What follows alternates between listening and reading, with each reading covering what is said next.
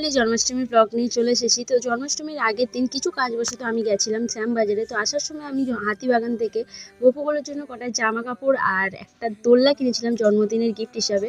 তো আমার খুব খিদে পাচ্ছিল, তো আমি কামড়া খাচ্ছিলাম, আর তখনই দেখি কুকুরদের নিয়ে বিরাট বড় মিছিল বেরিয়েছে। তো আমি ওদের সাথে কিছুক্ষণ হাঁটার পর চলে আসি বাড়ি, কারণ আমার হাতে অনেক জিনিস ছিল।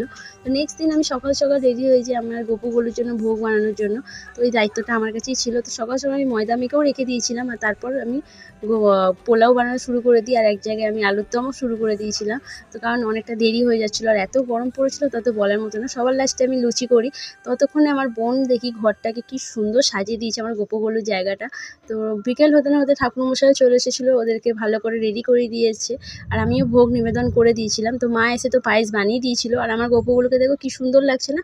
তো এখানে গোপাল নাচ করতে এসেছিলো, গোপাল নিয়ে প্রথমবার পুজোর সময় খুবই ভালো লাগছিল। তো আমার জন্মাষ্টমীটা তো খুবই ভালো গেছে। তোমাদের কেমন গেছে অবশ্যই কমেন্টে জানিও। রাধে।